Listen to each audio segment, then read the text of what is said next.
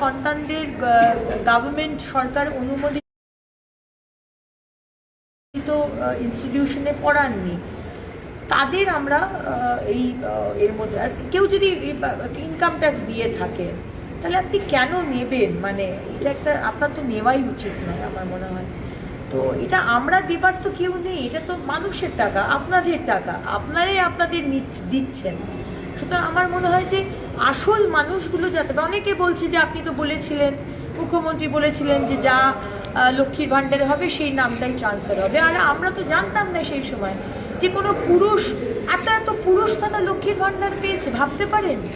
এটাকে আমি চাইবো যে আমাদের টাকা, আপনার টাকা পুরুষরা পাবে? তাহলে কার্তিক ভাণ্ডার বা গণেশ ভাণ্ডার করা উচিত ছিল, লক্ষ্মীর ভাণ্ডার নামটা দিলেন কেন?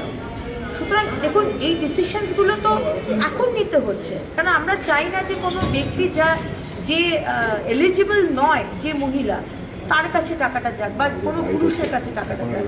সেই কারণেই আজকে এই স্টেপসগুলো নেওয়া হচ্ছে। আপনারা আমাদের ভুল বুঝবেন না, আপনাদের টাকা সঠিক মানুষের কাছে যাক, আমরা সেই চেষ্টাই করছি। এদিকে মাননীয় মুখ্যমন্ত্রী বলেছেন আমরা কার্ড করে দেবো, কারণ কি যেভাবে অন্নপূর্ণা ভাণ্ডারে করতে গিয়ে, অ্যানালিসিস করতে গিয়ে লক্ষ্মীর ভাণ্ডারে লিস্টে দেখলাম যে পুরুষরা ঢুকে রয়েছে, সেখানে এটা অবাক হওয়ার কিছু নেই যে পুরুষরাও বোরখা পরে বা গাউন পরে ওই বিনামূল্যে ট্রাভেল করার জন্য বাসে উঠবে, এটা আমরা এক্সপেক্ট করছি।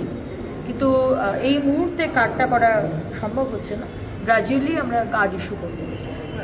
যখন কার্ড থাকবে তখন তো চেকিংয়ের ব্যবস্থা হবে না, কারণ কার্ডেই না, এই মুহূর্তে তো চেকিং করা সম্ভব নয়।